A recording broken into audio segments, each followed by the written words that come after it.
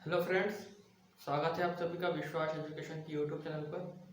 और हम छत्तीसगढ़ की आदिवासी जनजातियों के बारे में पढ़ रहे थे और कोशिश कर रहे थे कि हम आदिवासी जनजातियों के बारे में कुछ बेसिक जानकारी हमें याद हो जाए।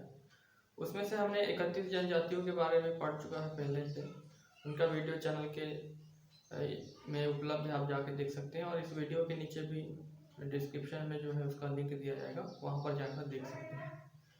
तो यहाँ पर जो जनजाति है, इसको याद करने के लिए मैंने कुछ अलग सोचा है। कोशिश किया है कि एक दो बार पढ़ने से या फिर इस वीडियो को एक दो बार देखने से ही हमें अच्छे से याद हो जाए जो ये बेसिक पॉइंट्स हैं। तो चलिए मैं बताता हूँ क्या चीज़ मैंने यहाँ पर किया है। जो पारधी जनजाति है, इससे संबंधित क्वेश्चन मैंने इस तरफ लिख दिया है और उसका आंसर इस तरफ लिख दिया है। ठीक है, तो हम लोग जो है पहले पढ़ेंगे इसको और इसको क्वेश्चन एंड आंसर को, फिर प्रधान जनजाति का पढ़ेंगे, फिर जो है मैं इसको जो है मैप से इस तरह से ढक दूंगा और फिर जो है बिना देखे हम इसका आंसर बताने की कोशिश करेंगे। और अगर हम बता सकेंगे आंसर तो हमारा तैयारी हो गया। तो 1-2 मिनट का काम लगेगा, देखते हैं कितना जल्दी हम इसको कर पाते हैं। क्योंकि पढ़ना तो आसान है, याद करना बहुत जरूरी है और याद हम रख नहीं पाते हैं चीज़ों को।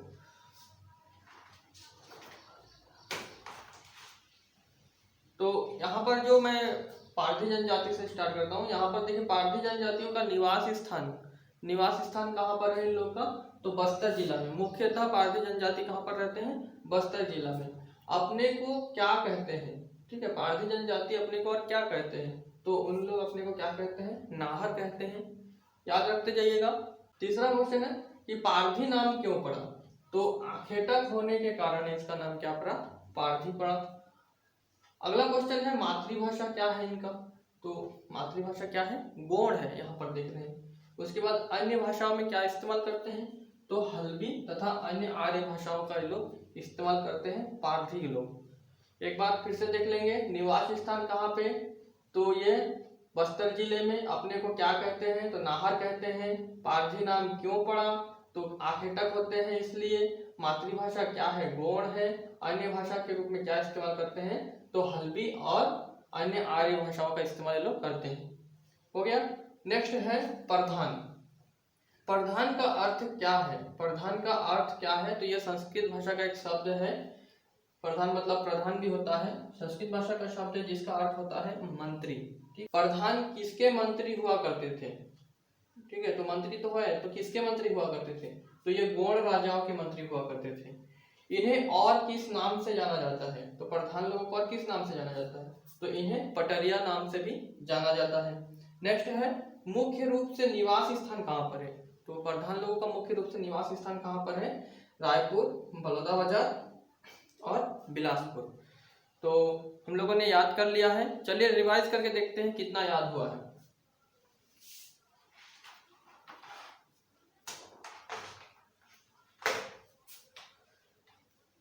बताते जाएंगे आप लोग मेरे साथ में, आपके दिमाग में आंसर आ जाएगा। मेरे से पहले आंसर आ जाना चाहिए तो काफी अच्छा रहेगा। देखते हैं कितना हम लोगों ने याद कर पाया है। तो निवास स्थान कहाँ पर है पारधी जनजातियों का? सोचिए, निवास स्थान कहाँ पर है? निवास स्थान है बस्तर। नेक्स्ट है अपने को क्या कहते हैं? पारधी लोग अपने को और क्या कहते हैं? तो ये लोग नाहर कहते हैं। यहाँ पर पढ़े थे ना, नाहर कहते हैं, जो कि मैं इसको छिपा दिया हूँ। उसके बाद तीसरा है जो पारधी नाम क्यों पड़ा? पारधी नाम क्यों पड़ा? याद करिए, आखेटक होने के कारण इनका नाम क्यों क्या पड़ा? पारधी पड़ा। मातृभाषा में कौन सा इस्तेमाल करते हैं पारधी लोग? तो पारधी लोग मातृभाषा में गोंड का इस्तेमाल करते हैं, गोड़ी भाषा का। ठीक है, अन्य भाषा में कौन कौन सी इस्तेमाल करते हैं लोग? तो अन्य भाषा में हल्बी और अन्य आर्य भाषाओं का इस्तेमाल लोग करते हैं, जो कि इसके सामने लिखा हुआ है। ठीक है, मैं अभी याद दिलाया हूँ, आपको याद कराया हूँ। नेक्स्ट है प्रधान जनजाति। प्रधान का अर्थ क्या होता है? तो प्रधान का अर्थ होता है, जो कि एक संस्कृत भाषा का शब्द है, उसको प्रधान भी कहते हैं। इसका अर्थ होता है मंत्री। ठीक है, यहाँ पर लिखा हुआ था प्रधान किसके मंत्री हुआ करते थे? प्रधान किसके मंत्री हुआ करते थे? गोंड राजाओं के मंत्री हुआ करते थे। इन्हें और किस नाम से जाना जाता है? याद करिए, किस नाम से जाना जाता है? हम लोग लिखे थे पटरिया। पटरिया के नाम से भी जाना जाता है प्रधान लोगों को। तो मुख्य रूप से निवास स्थान कहाँ पर है इन लोगों का, तो मुख्य रूप से निवास स्थान इनका रायपुर, बलौदाबाजार और बिलासपुर। तो यहाँ पर देख लेते हैं अगला जो क्वेश्चन बनने वाला है प्रधान जनजाति से, तो इनकी मातृभाषा क्या है। प्रधान जनजाति की जो मातृभाषा है वो गोंडी भाषा है, जो कि द्रविड़ भाषा परिवार से संबंधित है। और किस रूप में जाने जाते हैं, तो ये लोग जो है गाथावाचक के रूप में भी जाने जाते हैं, यानी कि गाथा वाचन करते हैं। किसके गायक थे, तो ये जो है गोंड राजाओं के प्रशस्ति गायक थे। ठीक है, गोंड राजा थे, उनके बारे में अच्छा गायन करना जिसको प्रशस्ति गायन कहते हैं, तो वो थे ये लोग प्रधान लोग। किसके पूजा के समय ये लोग अक्सर संगीतमय हो जाते थे, तो परसापेन की पूजा के समय अक्सर ये लोग संगीतमय हो जाते थे। कि इनकी आजीविका का साधन है, इनकी आजीविका का साधन है क्या, मतलब क्या किस तरह से इनका जीवन चलता है, तो संगीत है इनकी आजीविका का साधन। और इससे पहले गोंड राजाओं का संरक्षण इनको प्राप्त था, लेकिन वो संरक्षण नहीं प्राप्त हुआ गोंड राजाओं के पतन के बाद में। नेक्स्ट जो क्वेश्चन बनता है कि ओरांव शब्द किन लोगों ने दिया, तो गैर आदिवासी द्वारा जो है इनको ओरांव शब्द नाम दिया गया। निवास स्थान कहाँ पर है, तो निवास स्थान है रायगढ़, जसपुर, सरगुजा और बिलासपुर, इनका निवास स्थान है। अन्य नाम क्या है, तो इनके अन्य नाम धांगड़, धनका, किसान आदि नामों से भी इनको जाना जाता है। इनके अनेक गोत्र किससे संबंधित हैं, तो इनके अनेक गोत्र जो है टोटम से संबंधित है। यहाँ पर जो हमने पहला क्वेश्चन देखा था प्रधान जनजाति से, इनकी मातृभाषा क्या है, तो इनकी मातृभाषा हमने क्या पढ़ा था कि गोंडी है, जो कि द्रविड़ भाषा परिवार से संबंधित है। अगर याद आ रहा है तो बहुत अच्छी बात है, नहीं है तो फिर इस वीडियो को एक बार रिपीट करें। और किस रूप में जाने जाते हैं, ये लोग किस रूप में जाने जाते हैं, गाथावाचक के रूप में जाने जाते थे, अभी हमने पढ़ा। और इनके गायक किसके गायक थे, मतलब किन लोगों के गायक थे लोग, तो ये लोग गोंड राजाओं के प्रशस्ति गायक थे और प्रशस्ति गायन करते थे, मतलब राजाओं की तारीफ में कुछ गायन करना, उसको ही बोलते हैं प्रशस्ति गायन। किसके पूजा के समय अक्सर संगीतमय हो जाते हैं, तो ये जो है इनका जो देवता होता है परसापेन, उनकी पूजा के समय ये लोग अक्सर जो है संगीतमय हो जाते हैं प्रधान जनजाति के लोग। इनकी आजीविका का साधन क्या है, तो इनकी आजीविका का साधन क्या देखे थे, संगीत है आजीविका का साधन।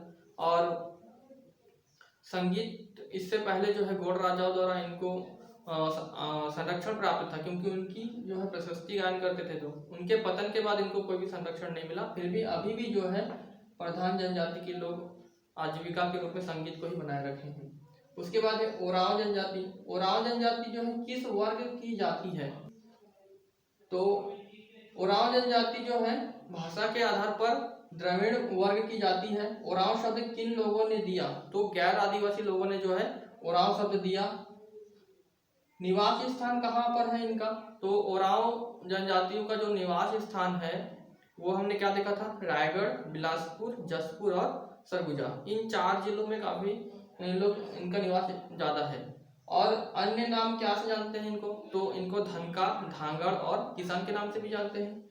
इनके अनेक गोत्र किससे संबंधित हैं, तो ओरांव के जो कुछ गोत्र हैं वो लोग टोटम से संबंधित हैं।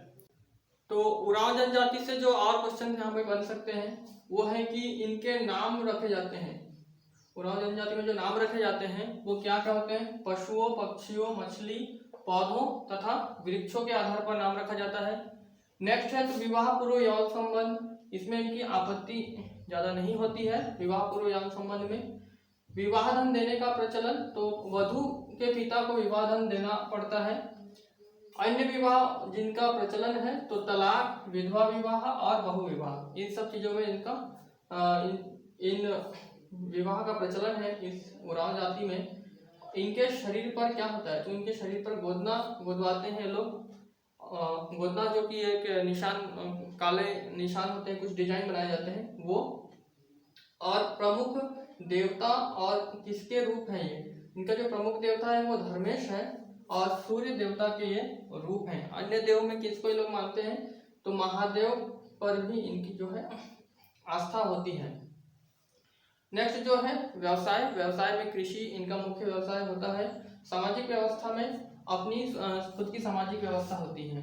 और गांव का मुखिया और पुजारी तो मुखिया में महतो और पुजारी में कौन होते हैं, बैगा होते हैं। तो पहला क्वेश्चन था कि इनके नाम रखे जाते हैं, किस नाम से रखे जाते हैं, तो पशु पक्षी पौधों वृक्षों और मछली के नाम से इनका नाम रखा जाता है। विवाह पूर्व यौन संबंध में इनकी बहुत ज़्यादा आपत्ति नहीं होती है। विवाह धन देने का प्रचलन वधु के पिता को होता है, मतलब वधु जो बनेगी उसके पिता को, मतलब लड़की के पिता को जो है विवाह धन देना होगा। अन्य विवाह जिनका प्रचलन है तो इनमें जो है तलाक विवाह, विधवा विवाह और बहु विवाह का भी प्रचलन में है। इनके शरीर पर क्या होता है, तो इनके शरीर पर गोदना गोदवाते हैं ये लोग। और प्रमुख देवता और किसके रूप में है, तो प्रमुख देवता इनके धर्मेश हैं और जो कि सूर्य देवता के रूप हैं।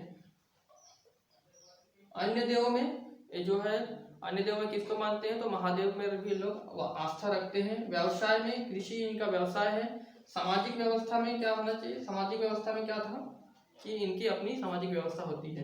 नेक्स्ट है गांव के मुखिया कौन और पुजारी कौन होते हैं, तो गांव के मुखिया जो है महतो और पुजारी कौन होता है, बैगा होता है। तो इस तरह से हमने छत्तीसगढ़ की जनजातियों के बारे में कंप्लीट कर लिया है और वीडियो के सारे लिंक जो है इस वीडियो के नीचे डिस्क्रिप्शन में दिए जाएंगे, वहां जाके देख सकते हैं। इसके आगे जो है हम लोग छत्तीसगढ़ के लोक नृत्य के बारे में स्टार्ट करेंगे और इस वीडियो को यहीं तक रखते हैं। वीडियो देखने के लिए सभी का